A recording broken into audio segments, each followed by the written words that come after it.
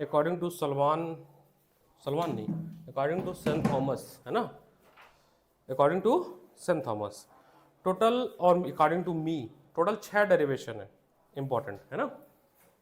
पहला डेरिवेशन है आपका derivation of kinetic energy by calculus method, by, हमारा एल्जेब्रिक मेथड भी है सिलेबस में, लेकिन चूंकि अब हम 12th में 11th में आ गए, बड़े हो गए हैं, तो ये सो बाजी करने के लिए हम कैलकुलस मेथड भी सीखेंगे।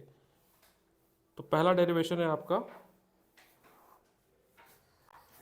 Kinetic energy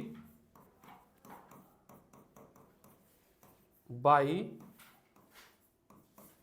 calculus method, by calculus method.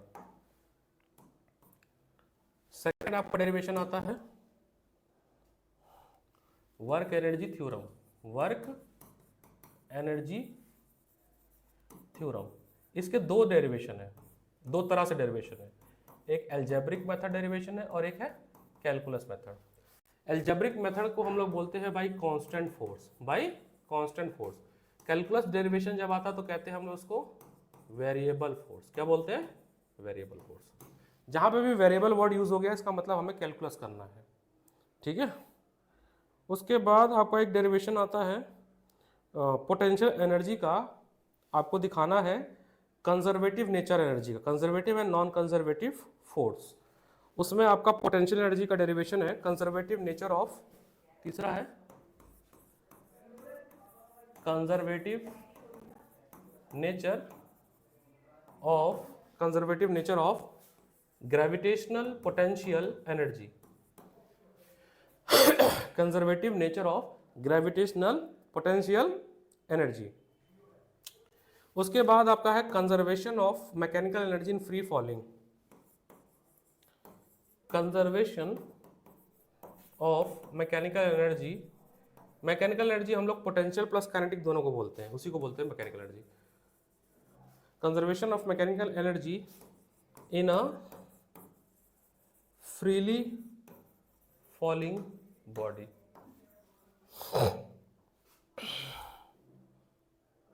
इसके बाद आपका है potential energy in spring, potential energy in spring. Sixth आपका इंपॉर्टेंट डेरिवेशन बनता है elastic collision in 1 dimension and 2 dimension, ठीक है। इलास्टिक कोलिजन, हाँ ये रहा, इन 1 डायमेंशन एंड 2 डायमेंशन। अब अगर मेरे से कोई पूछे कि दी मोस्ट इंपॉर्टेंट कौन सा है इसमें से, तो एक तो दी मोस्ट इंपॉर्टेंट है वर्क एनर्जी और कोलिजन, ये दो सबसे ज़्यादा इंपॉर्टेंट है। मतलब ये अभी तक जो भी यूटी मिड टर्म हुए हैं ना, उनके किसी न किसी स्कूल में तो आया है। सेंट थॉमस में वर्क एनर्जी और कोलिजन भी आ चुका है, मानवस्थली में भी कोलिजन आ चुका है, बाल भारती में भी कोलिजन आ चुका है, और जो शहीद भगत सिंह जो भी स्कूल है उसमें भी कोलिजन आ चुका है अब तक जो मैंने पेपर देखा है। जैसे कि अगर सलमान का पुराना पेपर मिल जाए उसमें देखा है, उसमें भी कोलिजन आ चुका है। तो कोलिजन 5-6 स्कूलों में पूछा जा चुका है, ठीक है। तो पहले एकदम बेसिक से शुरू करते हैं। तो ये है हमारा वर्क एनर्जी पावर, ये है ना चैप्टर का नाम, work energy power, power pack class 7 marks का chapter out of 80, out of 70, ठीक है। सबसे पहले टॉपिक शुरू होता है वर्क। 9th में हम लोग ने पढ़ा था वर्क हम ऐसे फिजिकल क्वांटिटी कहते हैं कि जब ये तब बनता है फोर्स और डिस्प्लेसमेंट दोनों पिक्चर में आए, force into displacement, force into displacement. 9th का डिफिनेशन ये है कि अगर आपके पास ये बॉक्स है जिसका मास m है, आपने F फोर्स लगाया, अब वो डिस्प्लेस होके यहाँ पर आ गया, ऐसे डिस्प्लेसमेंट शो किया, तो वर्क आपका हो गया फोर्स इनटू डिस्प्लेसमेंट। 11th में हम इसको कहते हैं कि वर्क जो है वो डॉट प्रोडक्ट है किसका, फोर्स और डिस्प्लेसमेंट का। तो जब मैग्नीट्यूड लिखूंगा तो मैं लिखूंगा F S cos theta, F S cos theta. Cos theta कहाँ पिक्चर में आया देखना, ये आपका फोर्स है, ऐसे अगर लग रहा है कुछ एंगल बना रहा है थीटा, तो इसके कंपोनेंट रिजॉल्व होगा एफ कॉस थीटा और एफ साइन थीटा।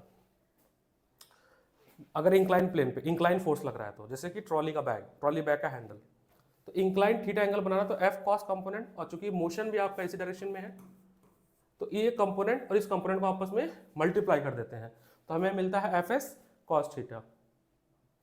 कोई भी दो वेक्टर क्वांटिटी मल्टीप्लाई कर रहे हो वो भी डॉट, तो जो रिजल्टेंट मिलेगा वो कैसा मिलेगा, स्केलर प्रोडक्ट मिलेगा। क्या मिलेगा, स्केलर प्रोडक्ट मिलेगा। तो हम लोग वर्क को बोलते हैं ये स्केलर प्रोडक्ट है। क्या है, ये स्केलर प्रोडक्ट है, यानी कि स्केलर क्वांटिटी है। क्या है, स्केलर क्वांटिटी है।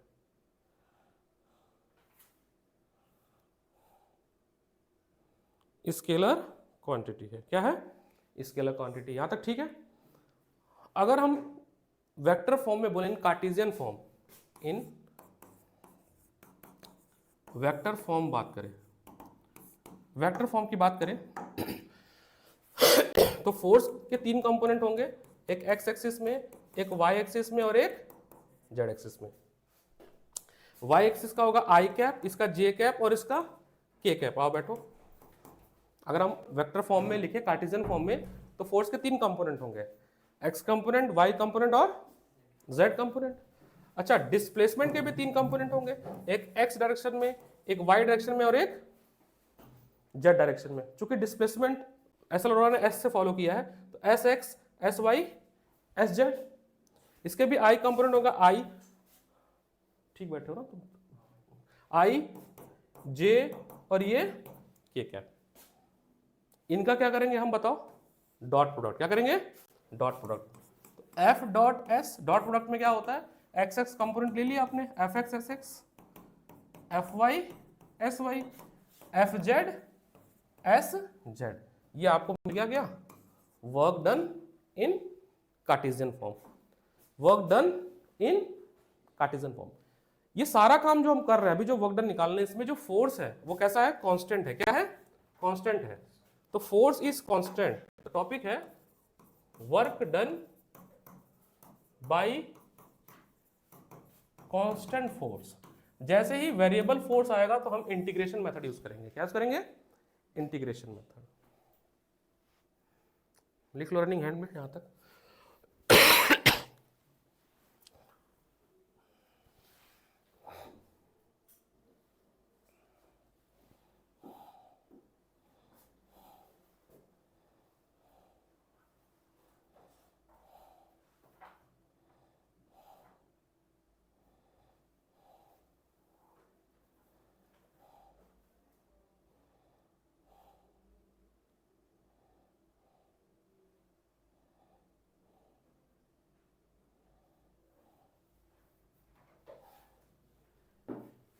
ठीक है, अब देखिएगा सर, मान लीजिए कि एग्जांपल मैं दे दूं आपको,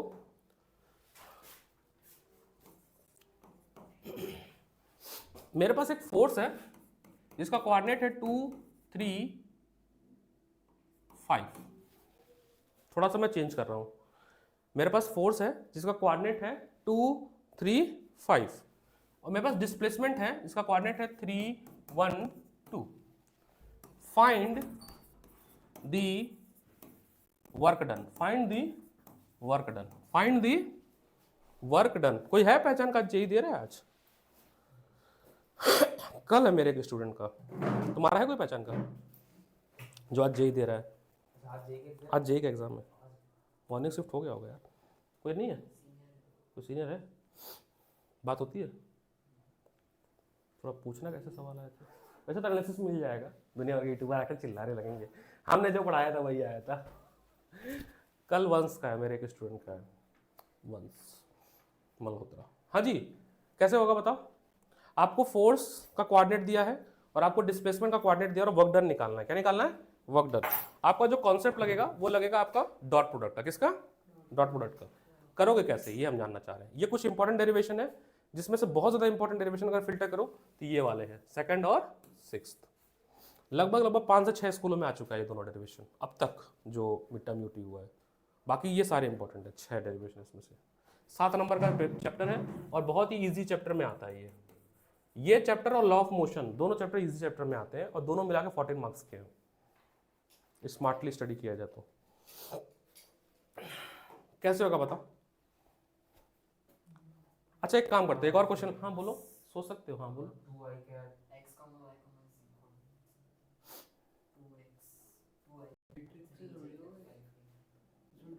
देविक करेगा। सब लोग अपनी अपनी कॉपी में करो, मैं बस कॉपी दिखा देना मेरे को। सॉल्व करो।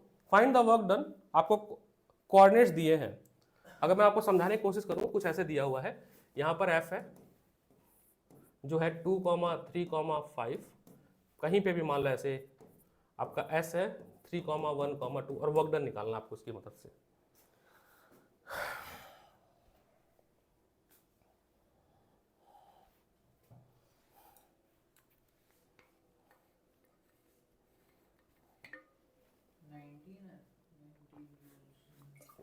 कैसे किया दिखाओ। बढ़िया 19 जूल। ठीक है, तो जिसे इसको डिस्क्रिप्टिव में जब लिखेंगे तो हम इसका कार्टेशियन फॉर्म लिखेंगे, तो हो जाएगा 2i cap 3j cap plus 5k cap. ये हो जाएगा आपका 3i cap plus 1j cap plus 2k cap, है ना। तो आपको क्या f डॉट s करना, डॉट प्रोडक्ट है, तो 6, 3 प्लस 10 कितना हो रहा है ये 19 जूल। ये तो हो गया आसान सवाल कि अगर आपको कार्टेशियन फॉर्म में दिया जाए तो वेक्टर से हम निकाल सकते हैं। यहाँ पर वर्क डन हम जो भी निकाल लें वो बाई कांस्टेंट फोर्स निकाल लें। क्या निकालें? अब हमारा टारगेट है work done by variable force. Topic है नहीं, आज 5 बजे मेरी ट्रेन है, आज निकलना है मेरे को, इसे तो जल्दी रखा है क्लास, 5 बजे सारी क्लास खत्म करना है। Work done by variable force, work done by variable force. अब इसका छूट रहा है, मैं अलग से पढ़ा दूंगा ऑनलाइन, वो मेन तो उसी का छूट रहा है रिया का, दो मैं उसको पढ़ा दूंगा, बात कर लिया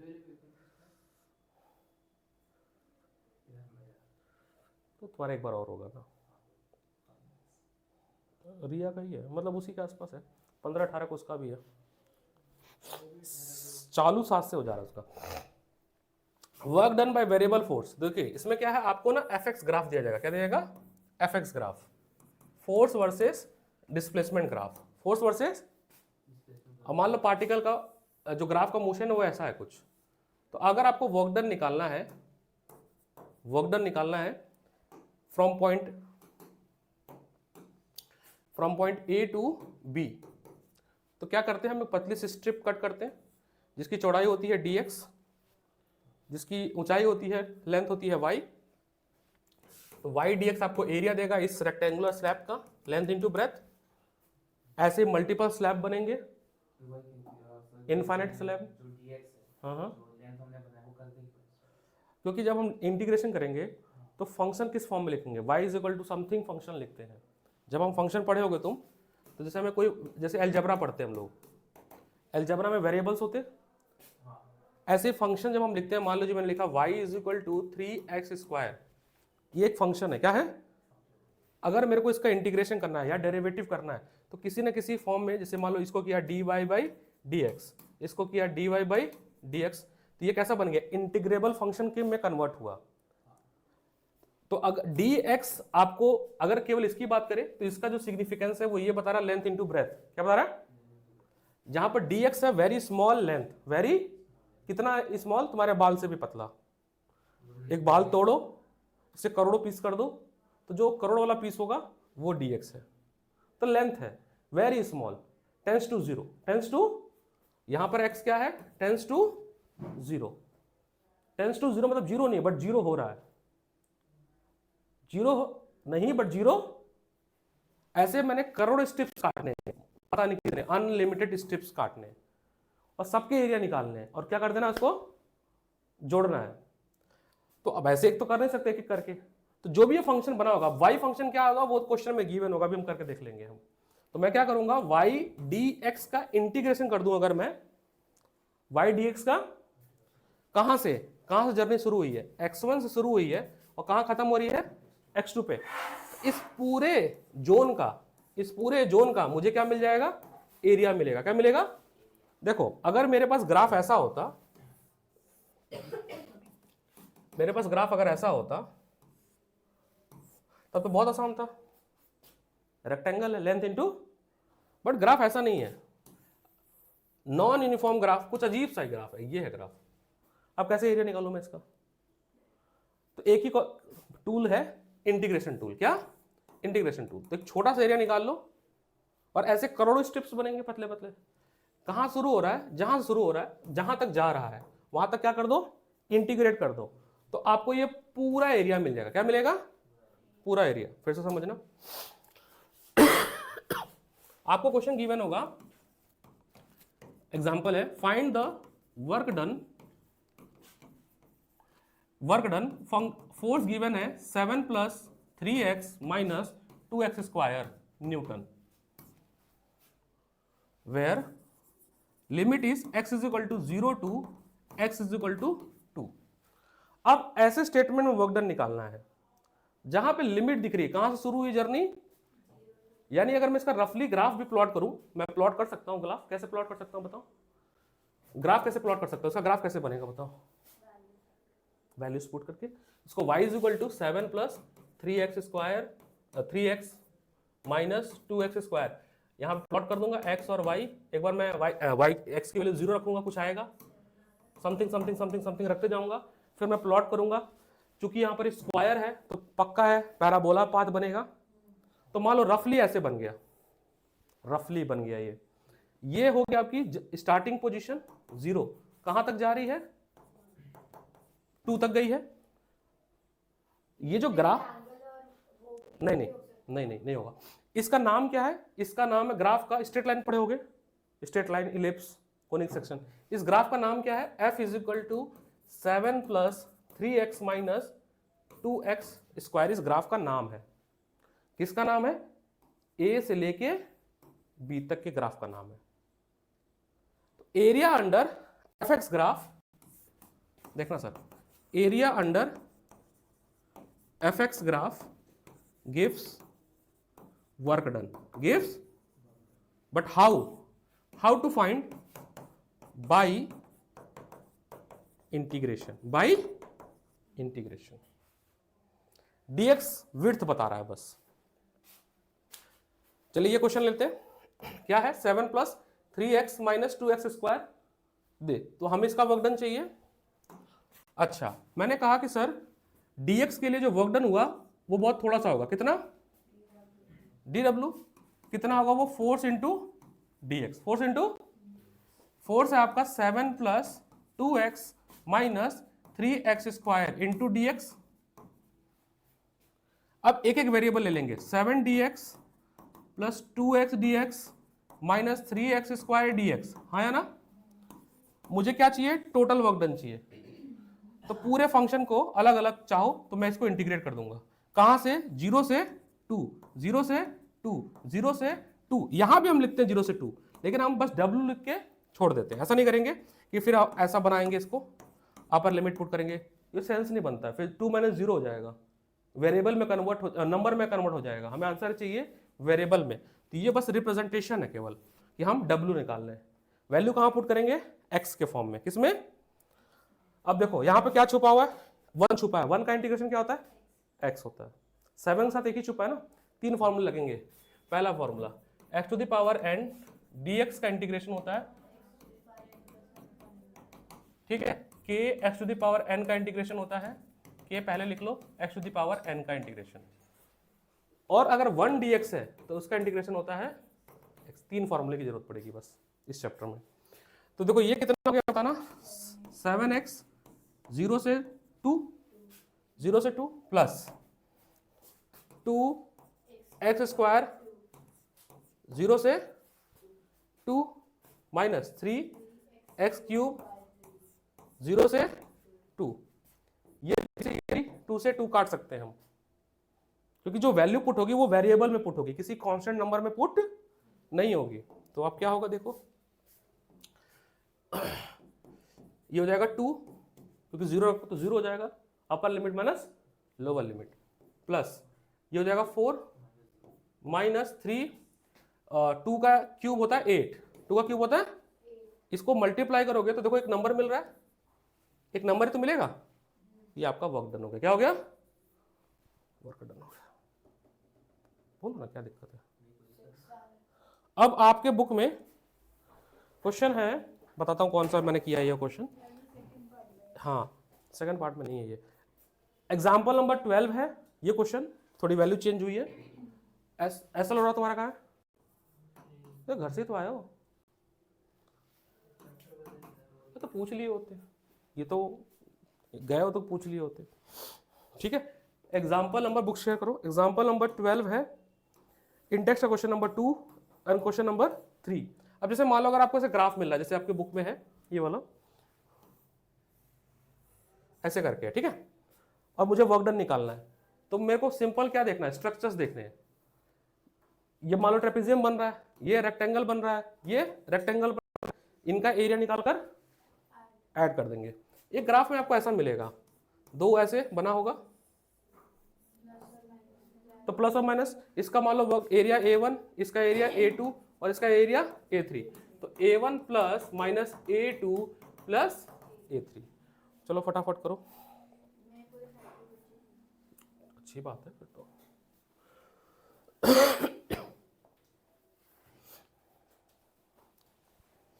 क्योंकि आसान चैप्टर है, इसको अगर दो चैप्टर आसान है फिलहाल फर्स्ट बुक से, लॉ ऑफ मोशन और ये दोनों कर लोगे 14 मार्क्स हो जाएंगे।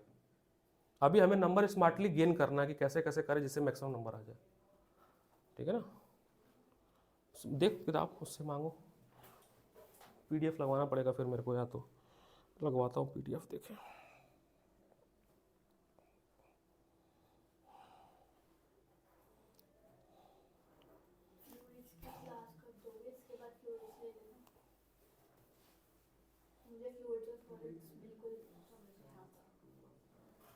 कहाँ पे है,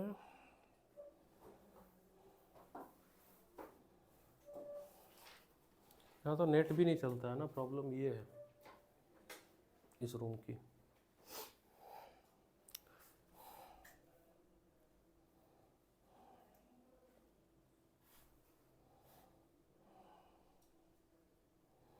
नौ MB की फाइल को डाउनलोड होने में 10 घंटा लगेगा यहाँ, पता है,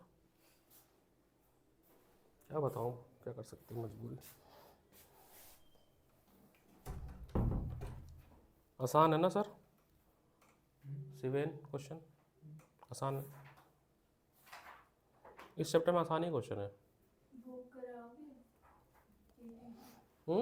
KTG मोस्टली तो डिलीट हो गया सबके चैप्टर से। मैं अभी तक कुछ बताया भी नहीं है। तुम्हारे स्कूल में आ रहा है KTG ना, करा देंगे नोट्स। अभी 3 नंबर पर बस इंपॉर्टेंट टॉपिक्स करा दो, जो डेरिवेशन थोड़ा देख, थ्योरी कुछ लिखवा देंगे, जो लॉज हैं, जो भी लॉज वगैरह नाम वाले हैं ना, बॉयल्स लॉ जो नाम पे हैं वो लॉज कर लेंगे बस, चार्ल्स लॉ। उसमें भी थे ना, फ्लूइड्स में भी थे।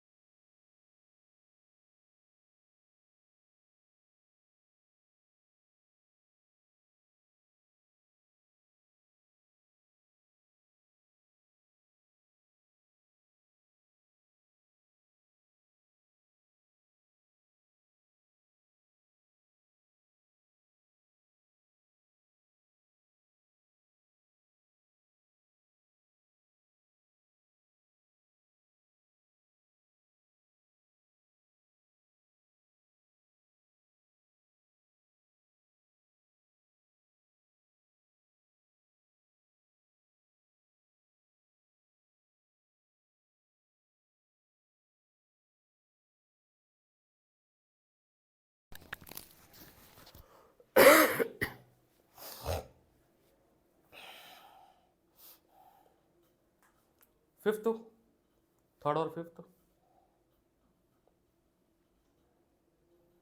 थर्ड में आपको एक एरिया निकालना है 1 से 2 तक का, उसमें रेक्टेंगल लग जाएगा। 2 से 3 सेकंड में ट्रेपेजियम लग जाएगा, 3 से 4 में भी ट्रेपेजियम लग जाएगा, है ना।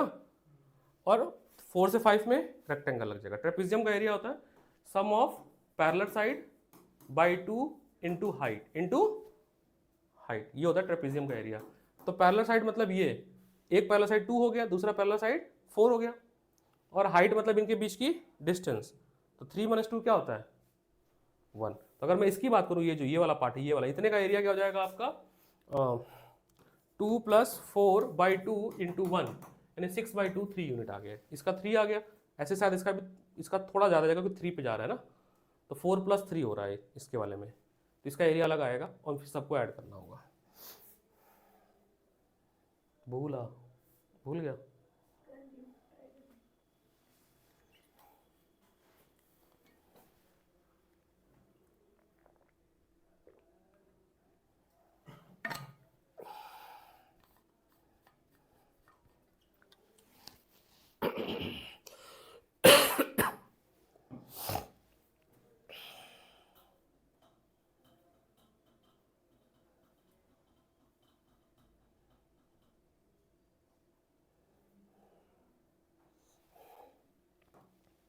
जीरो से 2 में देखो क्या होगा, लेंथ होगी 2, ब्रेथ होगी 1, तो 2 इंटू 1, तो 2 एरिया आ गया।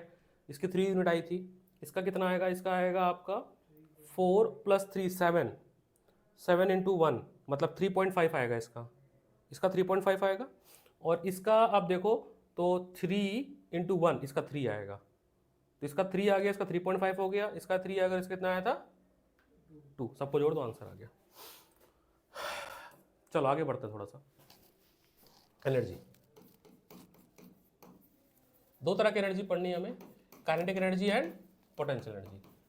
9th क्लास, काइनेटिक एनर्जी क्या होती है, energy due to by virtue of motion of object. Potential energy due to the shape, size and height of object. अब काइनेटिक एनर्जी का एक 9th क्लास का डेरिवेशन है और एक है 11th क्लास का डेरिवेशन। मतलब एक है एल्जेब्रा मेथड और एक है कैलकुलस मेथड। पेपर में लिखा नहीं होता कि कौन से मेथड से करना है, बट बेटर है, अब थोड़े बड़े लेवल पे हो गए तो हम करेंगे कैलकुलस मेथड। अच्छा, आपको पता है एनर्जी वर्क डन होता है, कोई भी फॉर्म ऑफ एनर्जी क्या है, वर्क डन है। तो अगर मैं वर्क डन निकालूं तो एनर्जी हो गया, तो वर्क डन होता है F इंटू ds। अगर मुझे मैक्सिमम वर्क डन चाहिए तो cos थीटा कितना होना चाहिए 0, तभी तो मैक्सिमम वर्क डन आएगा। तो वो एक स्टेप और दिखाना है, यहाँ पे cos 0 लिख देना है। तो हमारा आ गया FDS। क्या आ गया FDS। अभी खत्म नहीं हुआ कहानी, इक्वेशन नंबर 1। अच्छा, फोर्स क्या होता है, मास इंटू, क्योंकि हमें v स्क्वायर चाहिए तो कहीं ना कहीं v बनाना है मुझे। एक्सेलरेशन क्या होता है dv/dt। इक्वेशन 2 को पुट कर दो इक्वेशन 1 में। Now after putting dw is equal to हो जाएगा m dv/dt इंटू ds/dt। अच्छा, ds/dt क्या होता है, वेलोसिटी। ds/dt क्या होता है, वेलोसिटी। तो हो गया m dv, काम हो गया, बोलो यहाँ तक ठीक है। अब देखो एक बार और ध्यान से, तो dw आपका आ गया mv dv। अच्छा, मास तो कांस्टेंट वैल्यू है, समय के साथ मास चेंज होगा नहीं, चेंज क्या होगा वेलोसिटी।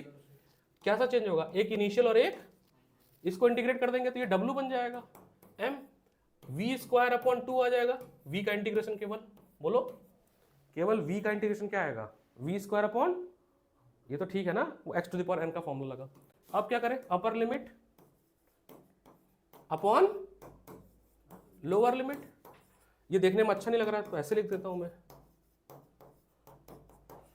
बोलो हाँ ना। ये क्या फाइनल काइनेटिक एनर्जी और ये, अब एक तीर से दो निशाना, ये जो डेरिवेशन किए हो तुम, यही वर्क एनर्जी थ्योरम है। यही क्या है, वर्क एनर्जी थ्योरम भी है। वर्क एनर्जी थ्योरम क्या कहता है, the amount of energy is equal to change in kinetic energy, या जितना काइनेटिक एनर्जी में चेंज करेंगे हम लोग उतना ही हमारा क्या होगा, वर्क डन होगा। सलमान स्कूल में थ्योरी आई थी, right the definition of work energy theorem and derive the expression. तो डेफिनेशन ही नहीं आता लोगों को। एल्जेब्रिक मेथड कौन सा है, अलजेब्रा मेथड ये है 9th क्लास वाला, ये जो दिया है कांस्टेंट फोर्स वाला। अच्छा, हम थर्ड इक्वेशन क्यों यूज करेंगे? थर्ड इक्वेशन इसलिए यूज करेंगे कि उसमें वी स्क्वायर भी और देखो V square minus U square is equal to 2as है। एक काम करते हैं सर, इस पूरे में इस तरफ 1/2m से मल्टीप्लाई कर देते हैं और इसमें भी 1/2m से मल्टीप्लाई कर देते हैं। ये क्या बनेगा देखो, हाफ mv स्क्वायर, ये क्या बनेगा हाफ mu स्क्वायर, ये क्या बनेगा 2 से 2 कट जाएगा, ये बनेगा MAS। MA क्या होता है? फोर्स, फोर्स इंटू एस क्या होता है? Work done. ये देखो 2 लाइन का डेरिवेशन हो गया, ये भी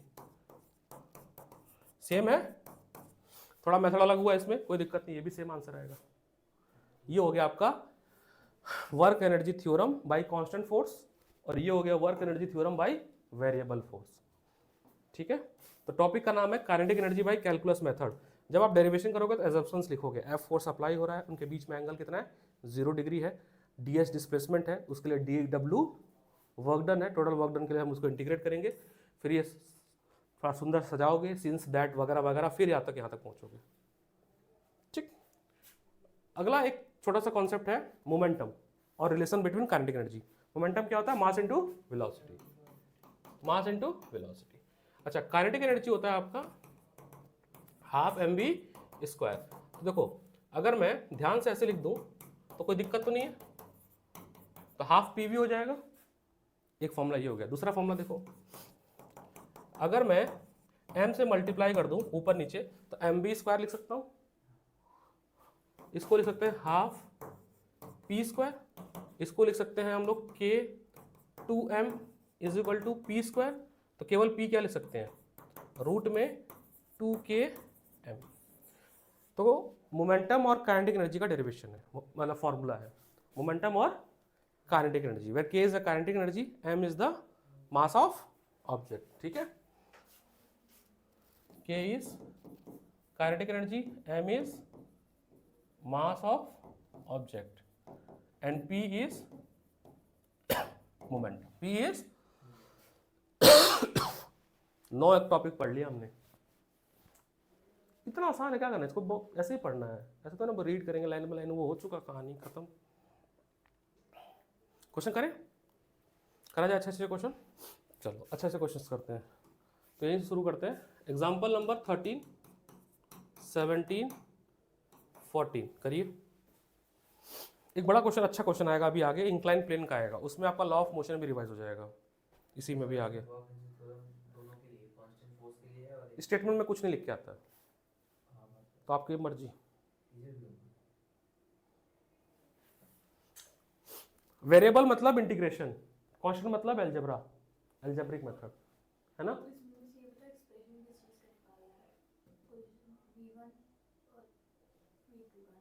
मेरे को भी नहीं पता, वेलोसिटी निकाल, हाँ आफ्टर कोलिजन का, कोलिजन होने के बाद दोनों के पास जो फाइनल वेलोसिटी आएगी v1 और v2 का।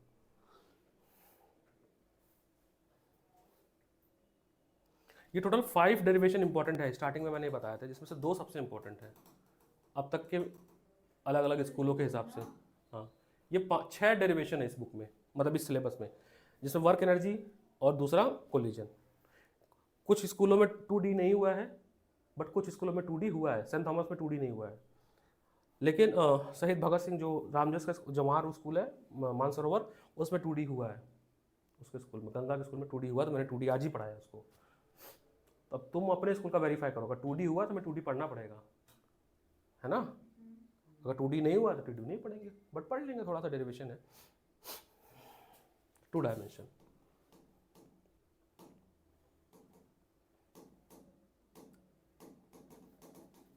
चलिए सर क्वेश्चन करिए।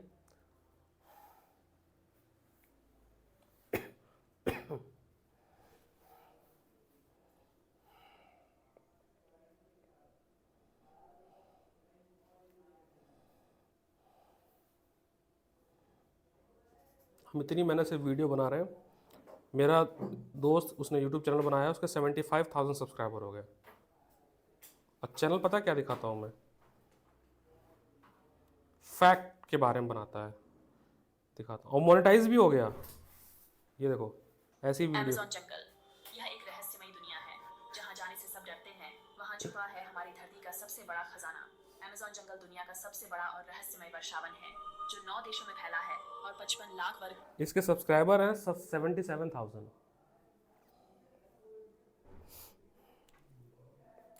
सत्या फैक्ट ट्री नाम से अमेज़न जंगल ऐसी वीडियो बनाता है। इसके व्यूज़ देखो 53 के, 18 के, 15 मिलियन।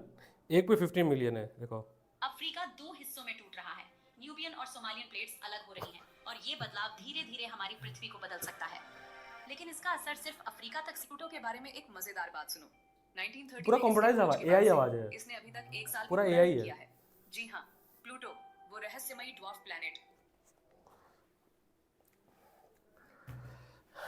अगर आपके यूट्यूब पे 1 लाख सब्सक्राइबर हैं तो आप उसको 1 लाख में बेच सकते हो, पता है बात। चैनल बिकता है, जितने सब्सक्राइबर उतने में बिकता है। 1 लाख है तो आपको 1 लाख रुपये मिल जाएगा। अब कितने सारे लोग यही काम कर रहे हैं, चैनल बना रहे हैं, मोनेटाइज करके बेच दे रहे हैं।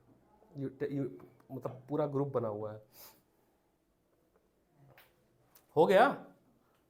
14 में क्या करना है बताओ। एक रॉकेट है जिसका मास है, इनिशियल वेलोसिटी 0, फाइनल दिया हुआ है, टाइम 3 सेकेंड। अच्छा, तो फोर्स निकाल लिया, थ्रस्ट में तो वही फोर्स, अपवर्ड थ्रस्ट। फोर्स निकाल लिया, उसके बाद काइनेटिक एनर्जी भी निकाल लिया। अब है energy per unit mass, fuel, ईंधन कितना खर्च होगा, है ना। तो जो टोटल एनर्जी निकाला है तुमने, उसको टोटल मास से डिवाइड कर दो।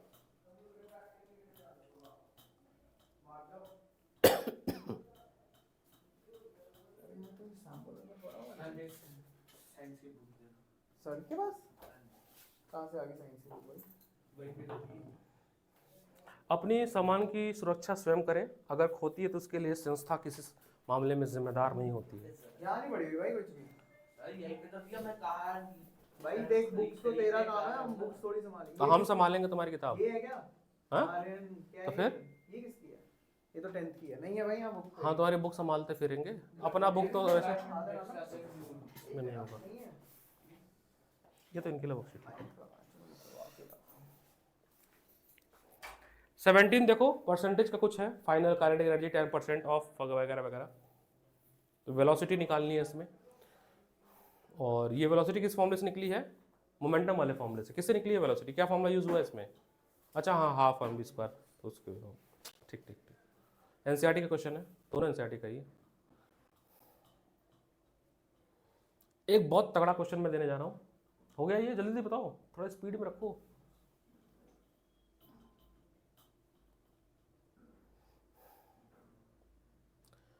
एग्जाम्पल नंबर है 24, मेरे को नंबर भी याद हो गया है। एक ही क्वेश्चन है जिसमें पूरा लॉ ऑफ मोशन रिवाइज हो जा रहा है, इंक्लाइन प्लेन का। आपको एफबीडी भी बनानी है।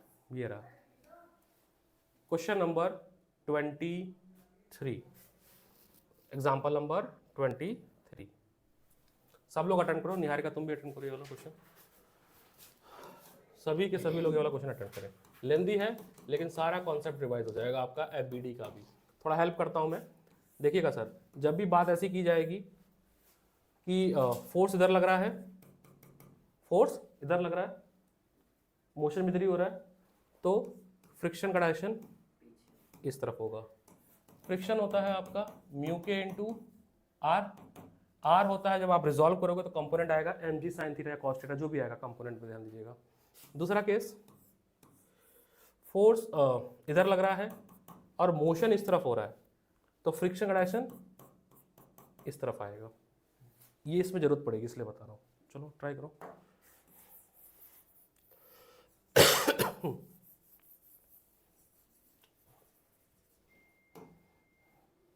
ऑनलाइन क्लासेस भी होंगी और रिया की मुझे लेनी है, तो मैं तुम लोग को भी बता दूंगा, तो ज्वाइन कर लेना। अभी शेड्यूल नहीं है कि कब होगी, बट होगी।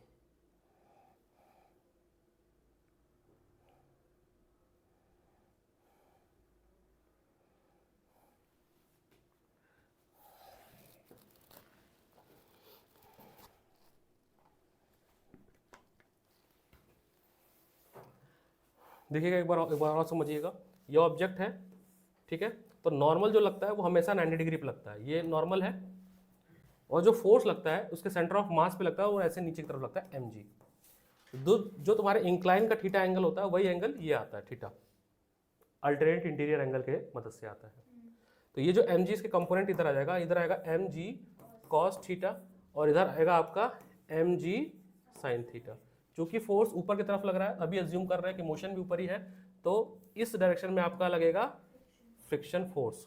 इसका साइन और मैग्नीट्यूड, साइन चेंज होगा अकॉर्डिंग टू क्वेश्चन, पढ़ना पड़ेगा। जब नीचे की तरफ आएगा तो फिर एफ के पॉजिटिव लेंगे, ऊपर की तरफ जाएगा तो एफ के नेगेटिव, ऊपर नीचे तो जीरो हो जाएगा टोटल वर्क डन, बस वो दिखाना है हमें लेकिन। ठीक है, एफ के की वैल्यू म्यू के इंटू आर होगी, आर बराबर होगी एम जी कॉस थीटा के बराबर, तो mu K M G cos theta होगी एफ के की वैल्यू। काइनेटिक फ्रिक्शन है ना, kinetic friction. Attempt and solve.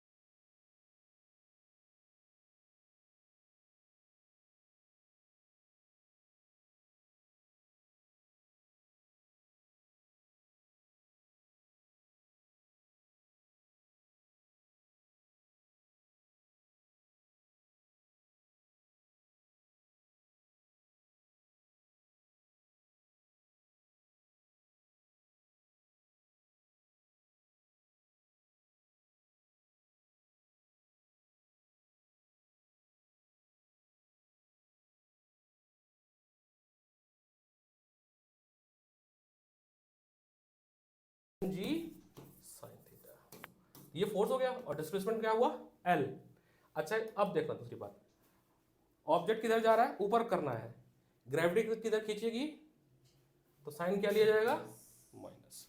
Minus क्यों लिया क्या बताता हूं, देखो ये फोर्स है सर, ये क्या है फोर्स है, mg sine theta gravitational force है इनटू डिस्प्लेसमेंट, ऊपर जा रहा है बट स्लाइड तो नीचे तरफ हो रहा है ना, अपोजिट हो रहा तो नेगेटिव हो गया, ये आपका W1 आया, W2 में क्या हो जाएगा, यही पॉजिटिव हो जाएगा, mg साइन थीटा। तो राउंड द ट्रिप जाना और आना, तो टोटल वर्क डन 0 हो जाएगा, टोटल वर्क डन। आप स्टेटमेंट वाइज भी लिख सकते हैं बट यहाँ पर मैथमेटिकली दिखाना है, थीटा की वैल्यू पाइथागोरस उससे लगाया गया, ट्रिग्नोमेट्रिक आइडेंटिटी से सॉल्व किया गया साइन थीटा, तो 30 डिग्री आई है।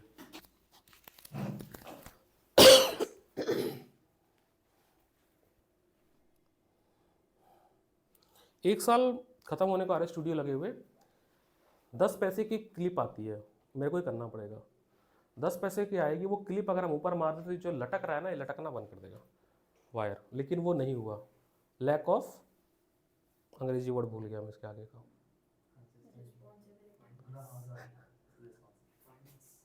फंड तो बहुत है, नेग्लेंस क्या वर्ड होता है, हाँ मैं ही करूंगा इसको काम, क्योंकि ऊपर चला जाएगा आराम से फालतू, और वायर बहुत ज़्यादा है इसके पास, हल्का सा वायर खोलना है ऊपर चला जाएगा, तो ये लगेगा नहीं, बार बार करता हूँ मैं। यहाँ की कील तो मैंने लगाई है, एफ के, हाँ एफ के फ्रिक्शन का, म्यू के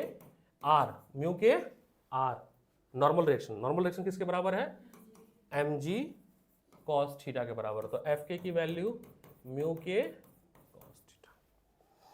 ये क्वेश्चन इतना इंपॉर्टेंट है कि इससे ना तुम्हारे 2 चैप्टर रिवाइज हो रहे हैं, लॉ ऑफ मोशन भी रिवाइज हो रहा है, कुछ क्वेश्चन ऐसे होते हैं कि एक ही में 3-4 चैप्टर मिक्स हो जाता है, उससे सारा चैप्टर रिवाइज हो जाता है। हाँ बोलो,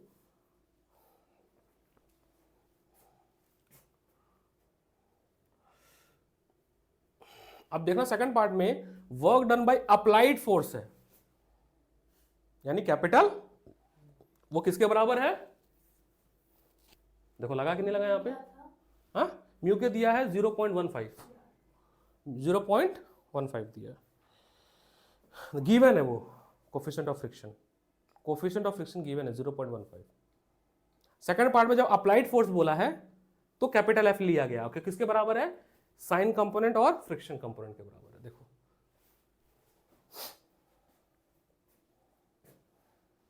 वेरी वेरी इंपॉर्टेंट क्वेश्चन।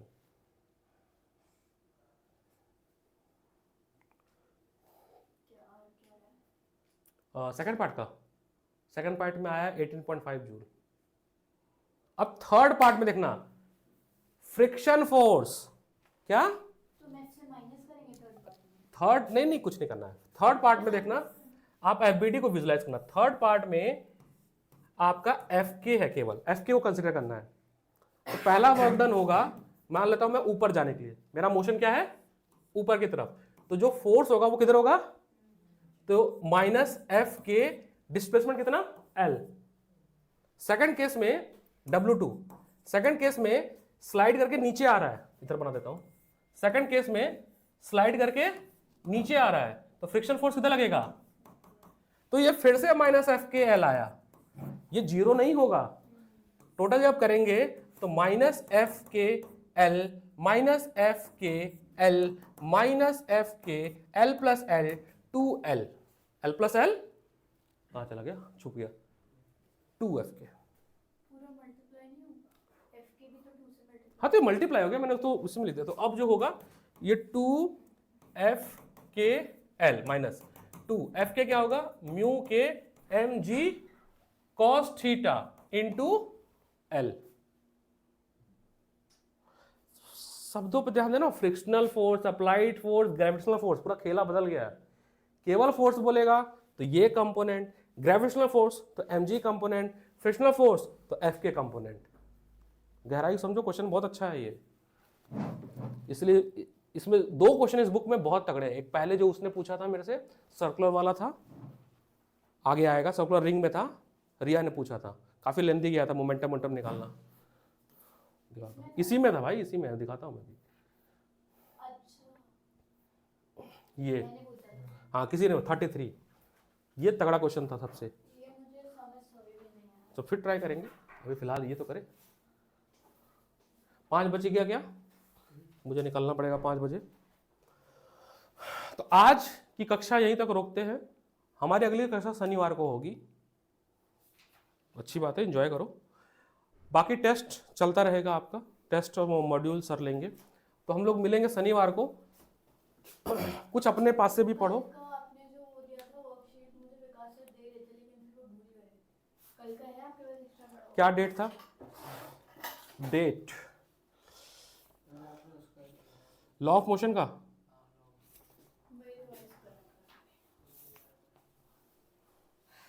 कुछ क्वेश्चन तो मैं आउट ऑफ कॉन्टेक्स्ट लिखेंगे, घबराना मत, क्योंकि ये वर्कशीट बहुत पुरानी है, तब से काफ़ी चीज़ बदल चुकी हैं। इससे पहले कौन से चैप्टर का दिया था? इसके पहले था